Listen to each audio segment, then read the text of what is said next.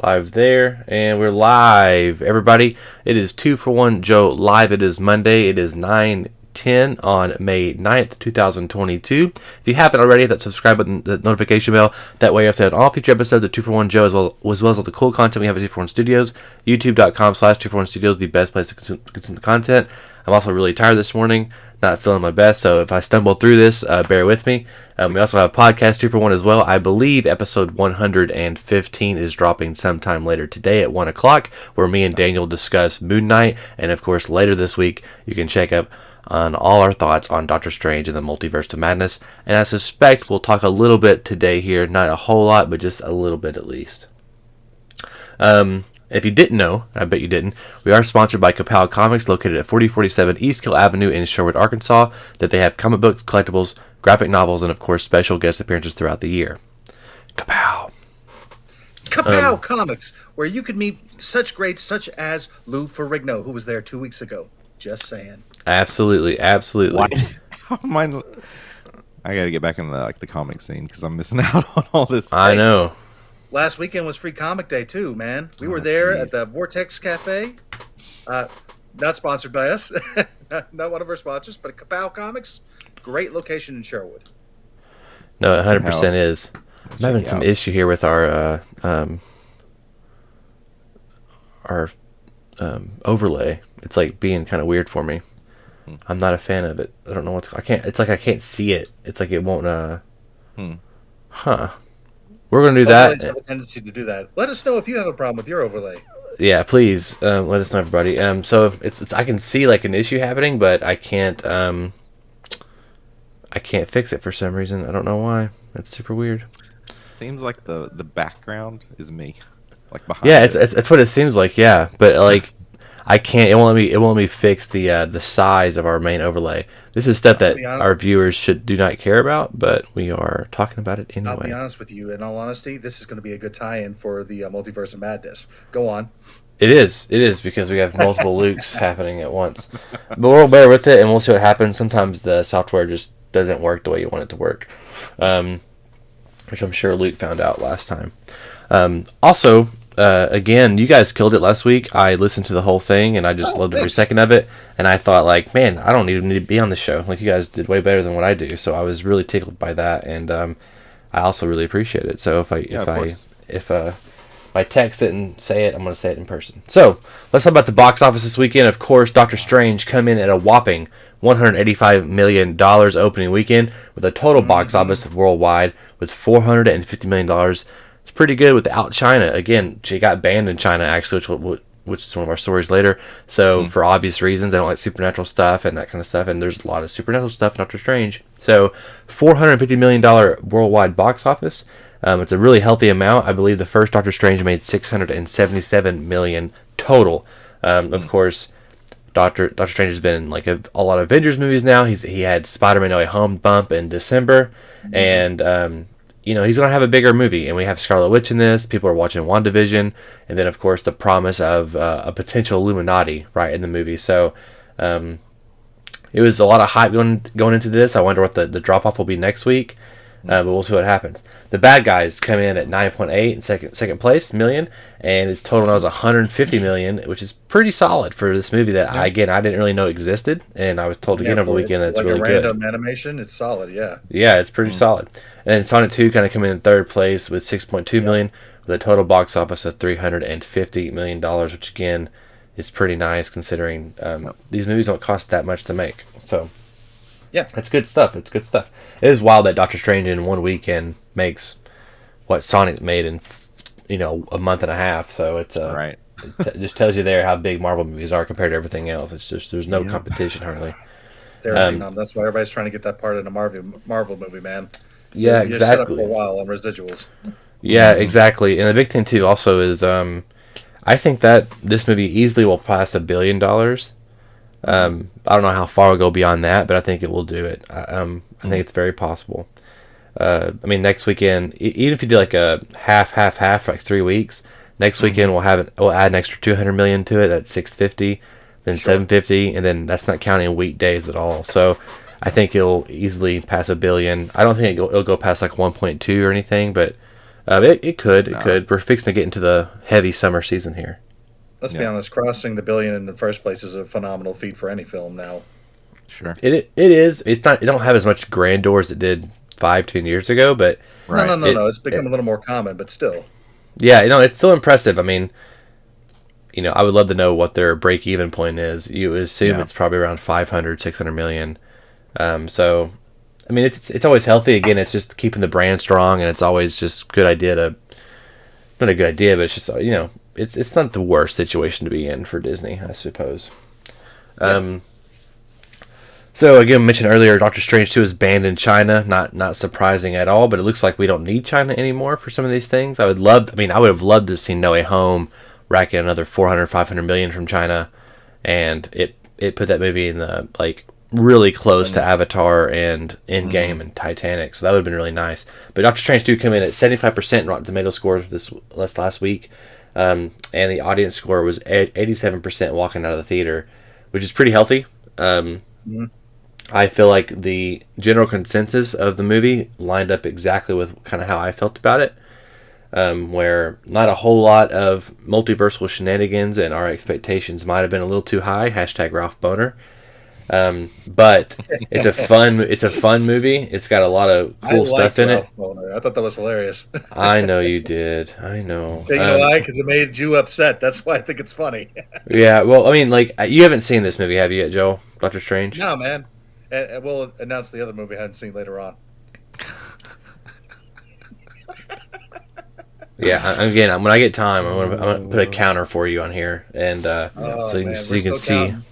Yeah. Oh yeah. We're like what 130 or 141 days or something. Days. We are 143 days that I have not seen Spider-Man: No Way Home. I guess we're going to jump into it. I'm like J. Jonah Jameson. Get me Spider-Man. Yeah, 143 days. That's awful. So it came in at 87% or audience score, and I feel like I read watched your initial reaction, Luke, and I think we kind of lined up pretty similar on this movie. So what do you think about Doctor Strange, real quick? All right, you ready? Yeah, no spoilers though. Let's keep it kind of spoiler free here. I won't keep it spoiler. Look, I mean, the thing with this film is there's a love it and hate it. Plain and simple, one-sided. Unfortunately, I'm on the side that hated it. Yeah, this is not good. Yeah, I mean it's a Sam Raimi movie through and through, and that's good or bad depending on the situation for this movie.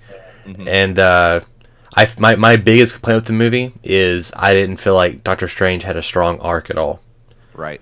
And I actually prefer the first movie over this one. And I agree. Overall. Yeah, and the thing is like, I had a really bad theater experience. Like the entire row behind me talked the whole thing. It was just really just disrespectful, very annoying. And then of course,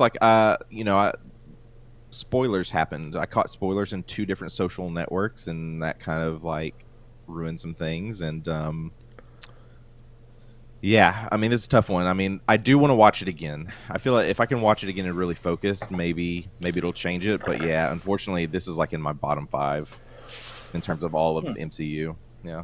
Bottom 5. Interesting. Yeah. Yeah. Bottom 5. I don't know about that, but I mean, it's I'll say this again. I didn't go. I walked in and I didn't have any spoilers. I saw one thing, but I didn't really get a good look at it, and it was something else. Then I thought something else, and then now looking back, I'm like, oh, that's what that was, which was a spoiler, but I didn't really catch it well enough. And so I went in I was surprised in a few things, but it wasn't nearly what our brains built up to be at all. Yeah. I would say that if you've seen the trailer and you've talked to anyone about it, you probably know already half or 2/3 of all the cool things in the movie. Right. And again, that's kind of our fault. Like, we're the ones building up all these expectations and setting ourselves up for these big, grand, ideas. But again, my biggest problem with the movie, and there's some cool horror elements in it. I mean, there's some really neat stuff in this movie, and the visuals don't always work either. Like, you can tell there's kind of rushed in a lot of places, and they're like at the finish line constantly. But again, I think my biggest complaint was that Doctor Strange just doesn't have a super strong arc compared to what he does in the first movie. And I mean, there's some cool shit in this movie. Don't get me, like, there's stuff I'm like, oh man, that's fucking badass. Yeah. But there is some cool stuff in it. And I'll say this, I was never bored during the movie. Like, I was constantly like, something was happening visually, something was happening funny or scary. I mean, so I was definitely never bored. I enjoyed it. I liked the movie, but there's just also, it's more of an MCU like expectation / where some of these characters end up, what's the future look like, and that I'm just like, I'm not 100% game for it. I would have made a few different choices. Yeah. But again, there's some big stuff in there, Joel. There's three,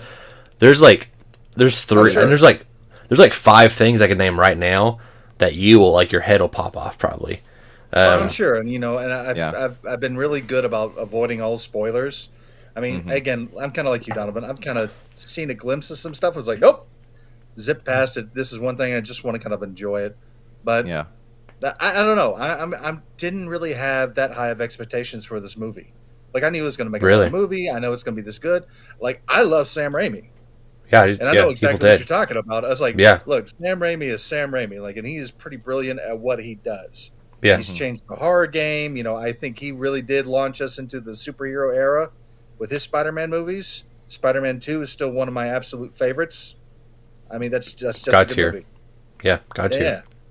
It's like, but I don't know. I'm excited to see it. I'll let you guys know when I finally watch Spider-Man No Way Home, because I have to watch that before I watch this one. You know what? You really don't, honestly. After watching, so that, but there's something else you do. You need to watch WandaVision. That's really it. I mean, you need to watch the first Doctor Strange and WandaVision, and you're 100% good. And you have seen WandaVision? We'll be okay. You have seen WandaVision? Yeah, man. Okay. Yes. Yeah. Okay. Just want to make sure. No, because like I will. Yeah, Luke. It's easy to watch. Well, I'm just trying to catch up. No, like I'm gonna work on my. I'll probably do like a spoiler talk on my channel this week. But I did want to like post on my social of like, I'm curious to see who's gone to see this and has not watched WandaVision, and how did that affect your experience? Because I'll just leave it at that. Yeah, and what's interesting too is that apparently Sam Raimi didn't watch any of WandaVision going into making the movie, and of course I think it's Michael Waldron is the writer. He also wrote Loki. There's some interesting things in there, and I was kind of like, why didn't you address this? And like, there's some interesting things, and but no, again, if you never saw Spider-Man, which you haven't, you don't need to. There's no, I mean, there's a reference to Spider-Man, but it's nothing about the events of that movie at all. So it's kind of also it's interesting because it feels like the multiverse stuff is kind of disconnected in terms of why the multiverse stuff is happening. Like we kind of feel like, oh, Loki did it, and then because of Kang, like, oh, then now it's because of Spider-Man this is happening, and it's like, oh, it's not really because of. I mean, we know the answer. Kevin Feige came out and said it's because of Loki and Kang is why this happened, but the movies aren't telling us that. Kevin Feige's telling us that. Does it? Yeah. At all, yeah. Okay, there is one spoiler I want you gentlemen to tell me just to make sure, so I'm not wasting my time with this. Yeah. When I go see this movie, will I see Bruce Campbell? More than once. Thank you. Yeah. More than once. That makes me so happy. You have no idea. I'm a massive Bruce Campbell fan. The brief period that I was working in film and stuff like that, my goal in acting was to become the next Bruce Campbell. He's great. So I love him. I did not achieve that, but I'm fine with it. Yeah, no, I understand. I mean, like, but honestly, I think a lot of people are like, they hate it or they love it. So if you're a Sam Raimi fan, you love it, and if you're like, I'm probably gonna love this. Yeah. If you're anyone else, you probably hate it. And I was like, I loved his first appearance. I liked both of them. I didn't. The second one is. I didn't like the second one as much because it could have been something else, and so I was disappointed with that. But I still like seeing it, but I can't talk about it too much. It's not even a huge spoiler, honestly. It's like it's not even plot related at all. No. But it's a fun cameo. It's honestly like really in your face, and Mm-hmm. It stops the movie for a second, actually. Okay. I can see that's a point with you. Go on. I mean, again, I'm a Sam Raimi fan, so I was like, "Fuck yeah, I love this." So I was happy with it, but I'm also too. It's everything around it that just, yeah. I'll talk. I mean, I'm going to talk about it. Oh yeah, again, this movie's got issues, but I mean, it could have been. Again, they were doing the reshoots and everything else, but and working to the last second, and again, it's our fault. And also, I think that Kevin Feige was like, "Yeah, the marketing department, they've kind of showed too much," and I agree with him. Like they showed too much. They do. It's kind of an issue. That's always the movie problem, isn't it? They keep trying to show too much of the movie to get your attention into it, and you kind of spoil it. Well, I think I don't know. I mean, I think Marvel does it better than it. I mean, they give us fake trailers, but this one, they do. But this one particularly, they end up showing they didn't really show a whole lot of the Illuminati, but because of what that means in our nerd brains, we start speculating about, oh my god, every single Foxman or character ever in the MCU is going to be in this movie. It's going to be this huge thing. There's not a lot of multiverse in this movie. There's not. I mean, there's multiverse travel. But there's not references out the ass like we thought there would be. It is very contained. It is very contained. But there's some cool stuff in it. Don't get me wrong. There's stuff in it. I almost debated on seeing it last night again just because I wanted to see a few things again. But I'm going to watch it again. Benedict on returning. He said, yes, absolutely. If they keep me and it interesting and keep him evolving and try to exercise his full potential as a character, I think there's a lot of places for him to explore. So yeah, bring it on. I want to continue to keep the variety fresh and inventive. So it looks like he's going to be Doctor Strange for a while. We know Kevin Feige said recently that he will be the linchpin of the MCU. He'll be a huge character, obviously, and I mean, I love Benedict as Doctor Strange, and he does a fantastic job in this movie. He does do good. It's just the movie around him is not as strong as it could have been. Again, I really liked it. I really enjoyed Benedict Cumberbatch, man. The man knows his craft. I've seen him in stinky movies I'm just like, Benedict's good in it. So, I mean, there's the upside. You're actually seeing a master class and watching him act. So, 100%. This is our main topic just because I couldn't think of anything else to put as our main topic. And so, I literally want to spend 30 seconds on this. Fast X. Louis Leterrier replaces Justin Lin. I said Justice Lin. That'd be a cool name, actually. Justin Lin. And name. Justice Lin. It is. But Louis, he also directed The Incredible Hulk. So he's got some MCU ties. This is fine. Whatever. I don't really care. I don't know if Louis can step up to the plate too much, like Justin has, or even James Wan did in the past. But I wonder if he's shooting this. That means he's also going to do Fast 11 back to back. So I'm very curious. Do you guys care about this at all? I mean, again, I just chose this because I could, just because. I'll watch it. These movies are definitely enjoyable movies to watch. They earn their money. I mean, I'm just not that big of a gearhead, so I'm not gonna look at the cars and be like, "Oh my gosh, did you see that car?" No. I just want to sit here and be like Dom is like, you're always fast enough if you got a family.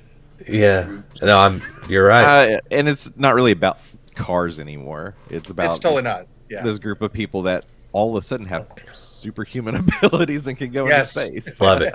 Give it to me. Yeah. I hope Dom in this last movie, I hope he puts on shades and he does a Neo and the ground warps and he just flies off in the air. That would be the end I want for this franchise.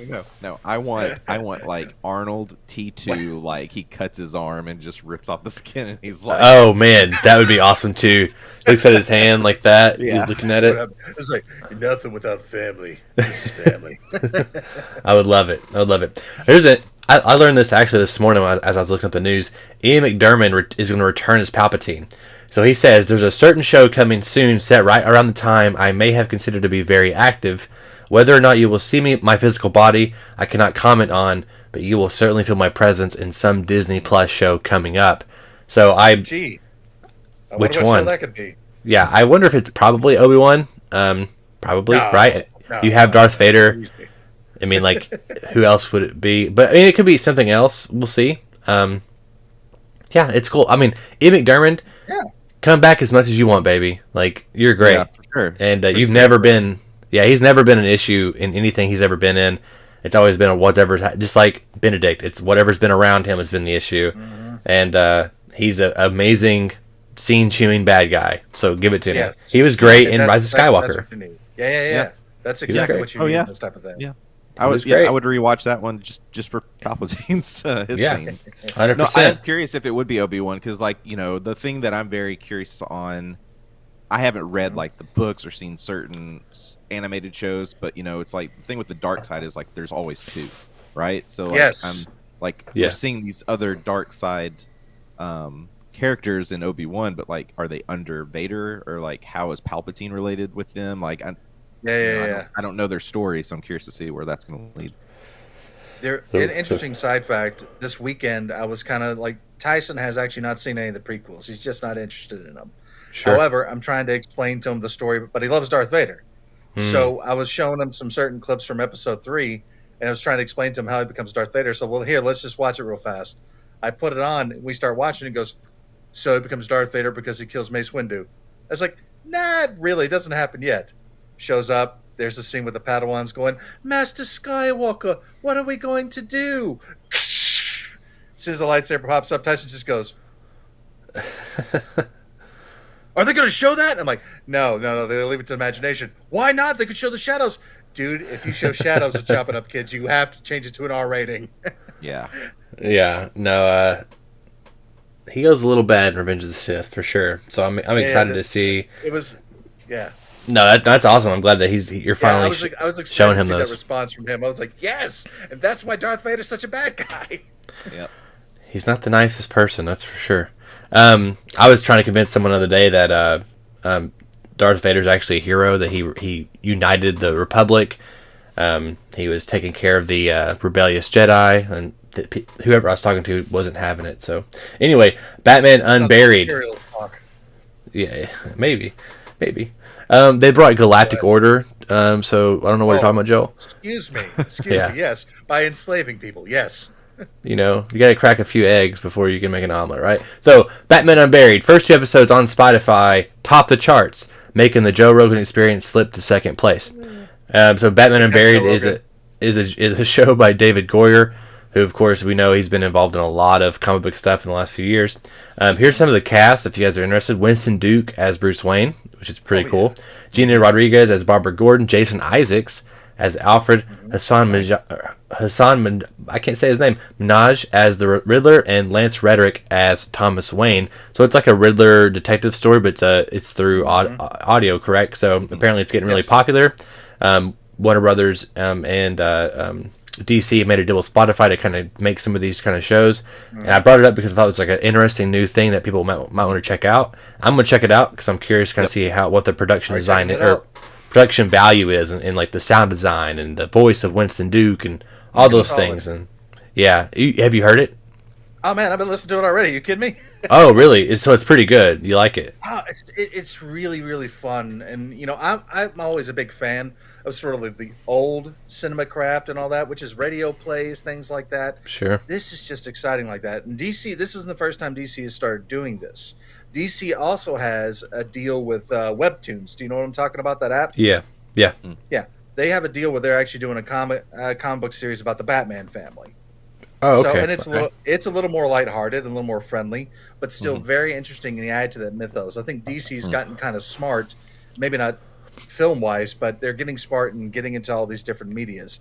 But this audio story of it, I mean, it's a lot of fun. I'm really enjoying it. And I totally bought Winston Duke as Bruce Wayne, even though I've kind of always had this argument that probably Batman, Bruce Wayne, is the only character that has to be a white guy simply for the fact that the Wayne family represents old money in America. Sure. Right?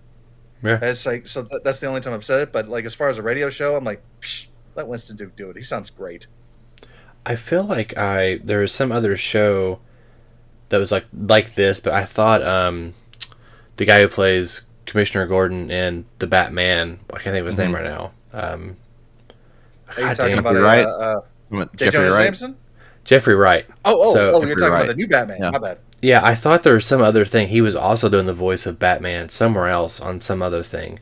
I'm pretty sure it exists. Possible, I think he's doing it on a game somewhere. Maybe. I can't think of what it is. Anyway, I think it's a cool thing. People check it out. I'm going to look at it probably this week sometime and just kind of give it a try and see what, it knocked Joe off. So I'm, obviously people were at least tuning in for some reason. So, Moon Knight thoughts. We finally had our first 6 episode limited series that ended.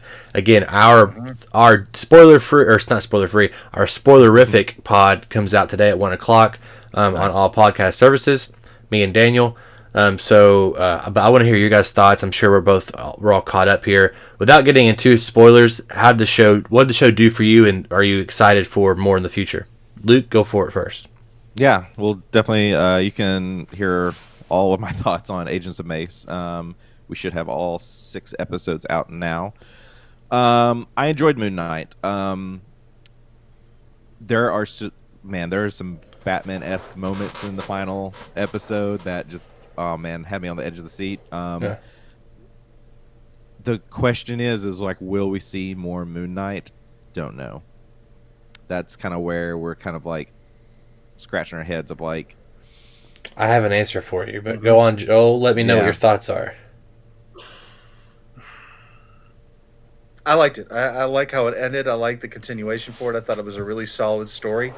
There still hasn't been one of my favorite Disney Plus miniseries.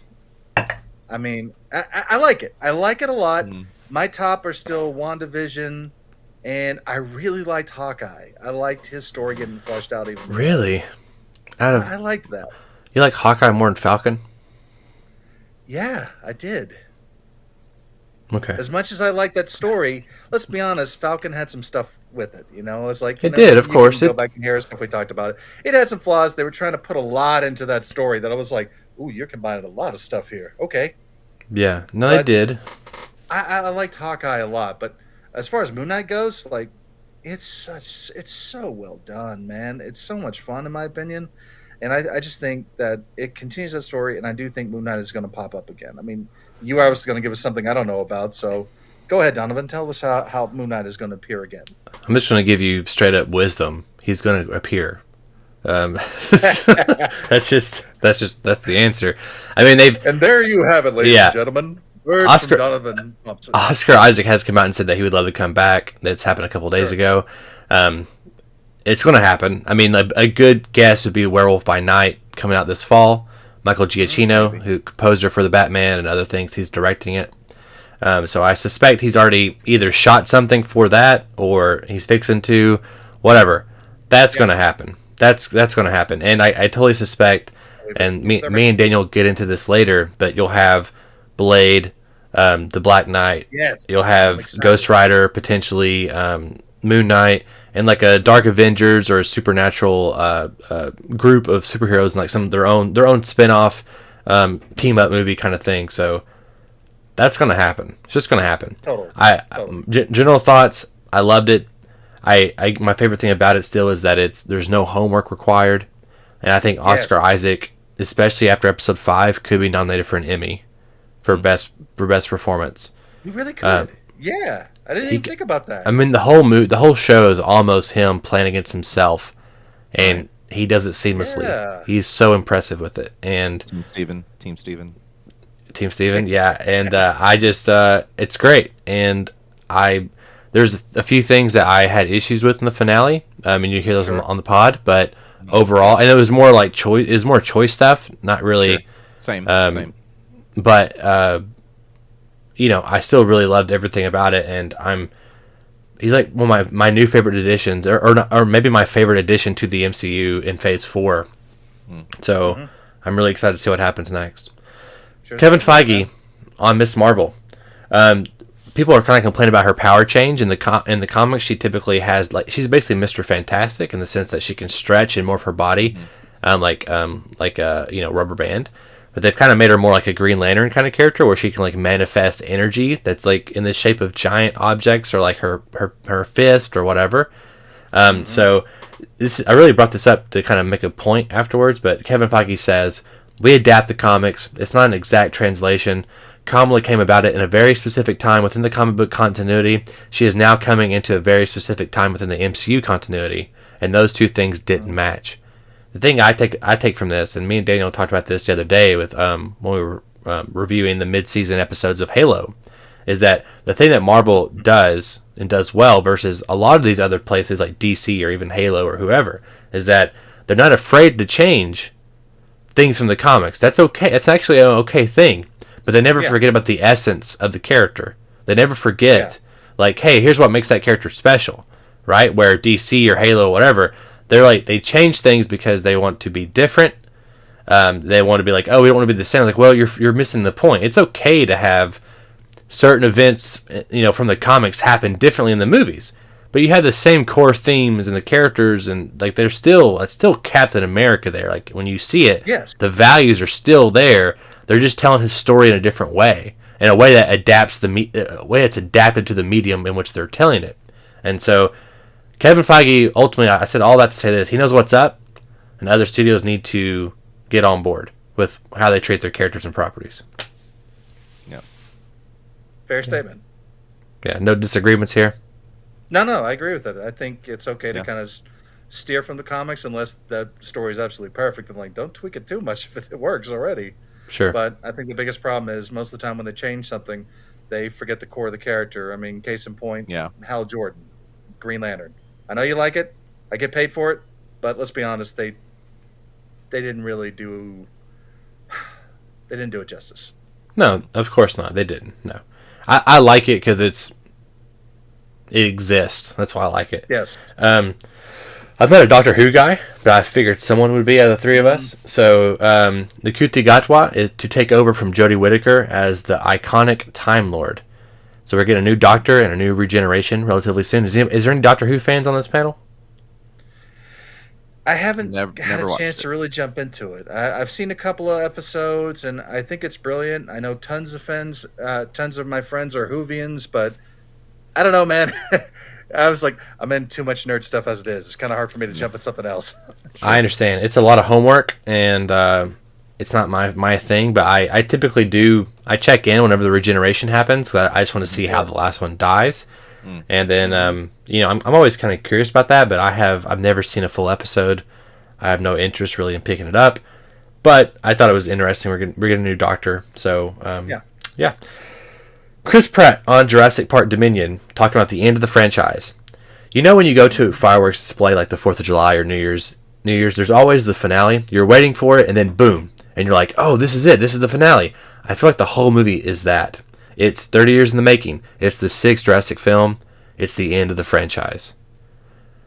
Do you think we'll get a Jurassic Park 7? A is my first question. And C, how do you guys feel about, we're always like ending the franchise. We have Fast X coming out. Like, this is the end of the franchise. There's something there about, like, it's a lot of hyperbole, right? We're trying to get people butts in the seats, that kind of thing. Do you think it's disingenuous because we know that Universal is going to make a Jurassic Park 7 eventually? Like, we know it's going to happen. It wouldn't surprise me if Chris Pratt appears in Jurassic Park 8 or 9 as a cameo, just like Sam Neill and Jeff Goldblum are now 30 years later. Yeah. So is this disingenuous, or do you think, like, it's okay? Like, what are your guys' thoughts on this, Luke? I do expect we'll see more Jurassic Park for sure. I mean, end of the day, it's a numbers game, and I feel like this one's just, this one will be $1 billion plus for sure.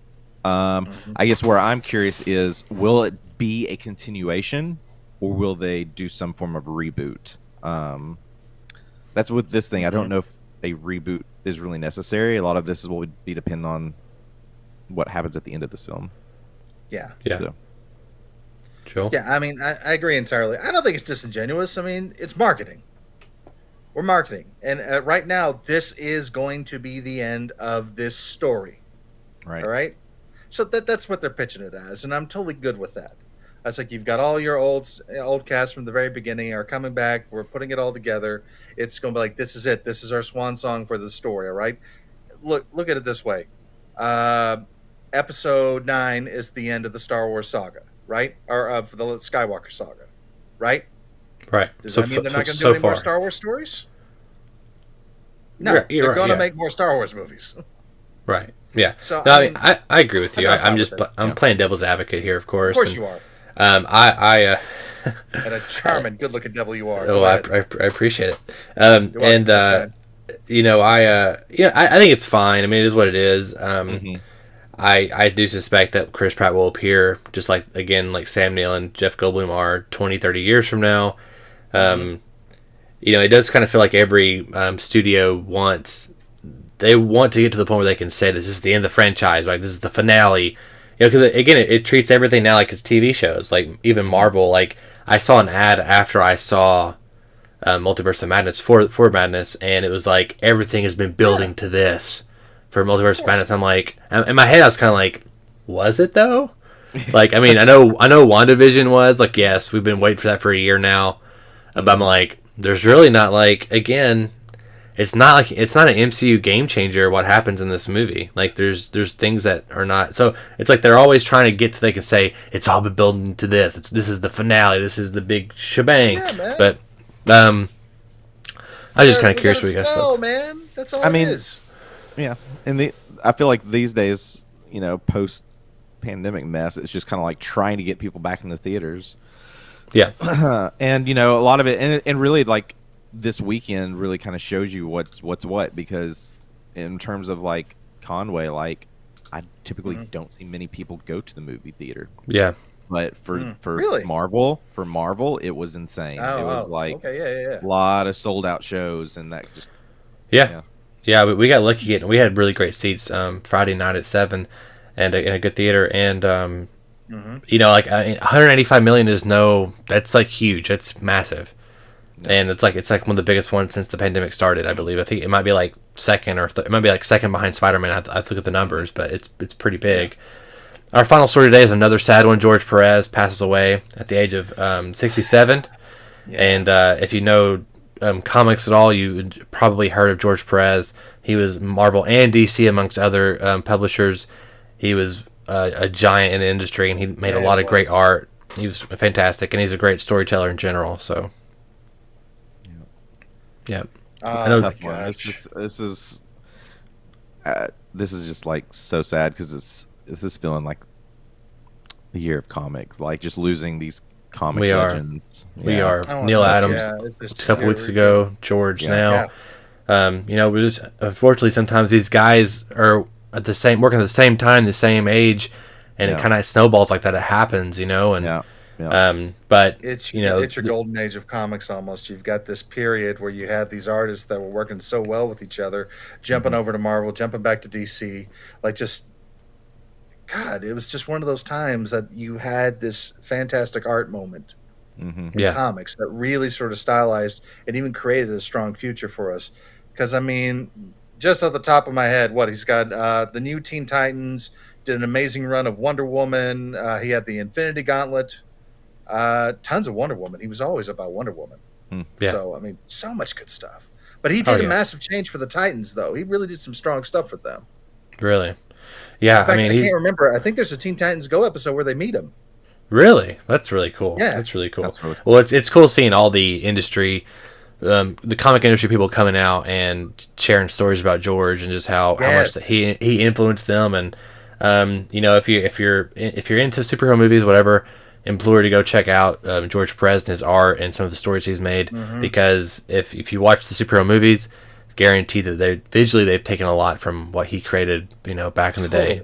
And even like he's worked up until like in the last year, so he's never stopped. He never stopped drawing and everything like that. He kept going, so he's got a lot of cool stuff.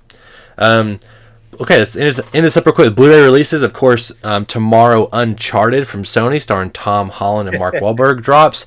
I got a notification of the day. My steelbook is on the way. It should be in here early today. I actually saw that in the theater this weekend. We had a free, me and Alicia had a free night. We had to do something quick, so it was playing at the Melba. We went and watched it at the Melba. What'd you think about it, Joel? I think I would have liked the movie a lot better if I didn't play the games. Well, definitely, yeah. Yeah, so it's funny how they changed it for the cinema world, but you know what? It's still a fun action movie, and I do love the banter between a Tom Holland and a Marky Mark. Whatever. Marky Thank Mark. You. I was like Wahlburgers. Him, Marky Mark. Wahlburgers. It's like, but they were solid. I think it was fun, but I like the story from the games more. definitely. I mean, Uncharted's my favorite game franchise of all time, so I was already going in. Back, yeah. Yeah, there's Mr. Nathan Drake right there. So I was already coming in with a very skeptical eye. I had fun with it. I bought it to support it. Don't know why, but I did. So it's a fun movie. Yeah, it is. So re-releases tomorrow. We have the Alfred Hitchcock Collection, which collects a lot of his classic films. Jurassic Park 1 through 5, all getting 4K re-releases. Shadow of a Doubt, Marnie, Saboteur, The Trouble with Harry, and Family Plot. These are all 1940 to 1970s films. One thing I do like is that all these studios are coming out and making all these 4K transfers and for these old movies. I think it's really cool. I wondered, it's always one of those things too, like they do this and there's the next thing. Like I wonder what the next thing is going to be. Like we have 4K Ultra HD. What's the next thing? Like we're like 8K. Well, I mean, like the cycle is, it kind of gets faster and faster every time, and we've kind of got to a point where it should be happening in the next 2 or 3 years, like next year or two. So I wonder, so what's the next thing I gotta buy? That's my next question. Yeah. What's it look like? That's my other question. I think this is going to get a lot harder to start buying this stuff, though, man, because of the impact of streaming and everything else. I mean, people are going digital. I mean, yes, we still buy hard copies every now and then because we want that. But let's be honest. I mean, we're getting to a point now where even though we say, "Oh, we've got 8K now, 16K," it's never going to end. It's going to But I think those sales are going to get lower and lower and lower as we start progressing with technology. It's interesting because I've started getting back into physical media, primarily going through like Criterion Collection and picking up stuff there. Like I will probably go pick up the Jurassic Park 1 through 5 re-release on 4K for sure. Yeah. But yeah, I get to your point. Don't do that, Luke, because then the 6 coming out, it'll come out this fall and it'll be like a giant 6-pack, man. That's what kills me. I have to wait till the giant fucking 6-packs to come out. Like I don't own Fast and Furious, any of them, because I'm waiting for Fast 11 to end. So then I can go buy it. And that's a great point. Yeah. Like we've talked previously, I enjoy the Mission Impossible films. I don't. Sure. I think I own like 1 or 2 of them. But yeah, I would probably just wait until the next 2 come out and then get them all. Yeah. I did buy those actually. That's when he finally passes away from falling off a plane or some nonsense. Oh yeah. Well, we have Mission Impossible Drought, as you guys talked about last week. It's part 1 of part 2. So I wonder if they'll keep it. Or I say Drought. Mission Impossible Day of Reckoning. And part 1 and part 2. And I wonder if they'll keep it Day of Reckoning part 2. Is like that's the end of the franchise. Like that's kind of a weird title to me to be the end of the franchise. I think it'll have a different name. I think it's going to have a different name. Probably, I agree with you on that. I hope it does actually. Also, guaranteed right now, Day of Reckoning Part 1 is going to end with the mission failing. 100%. The mission will be impossible this time. It will be impossible.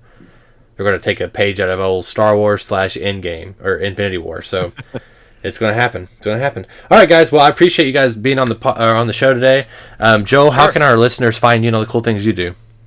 You can check out YouTube and check out our show, Institutionalized, where me and my family actually go around the great state of Arkansas and we find all sorts of fun things for everybody to do.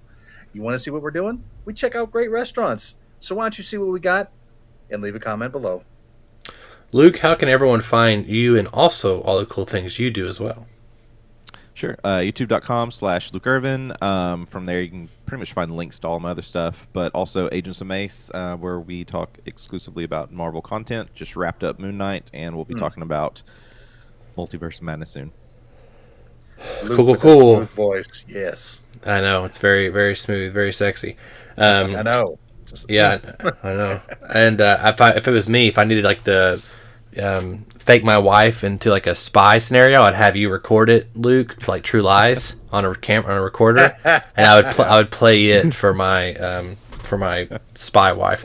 Do it very sexy, as Arnold would say. So, of course, if you want more 2-for-1, youtube.com/2for1 studios, the best place to consume the content. There's also 2for1studios.com. And of course, we're on all podcast services for Podcast 2-for-1. And again, if you want more 2-for-1 Joe with these handsome group of young men, always tune in Monday at 9 a.m. Central Time, 2-for-1 Joe live light today. I'm hoping next week we have some.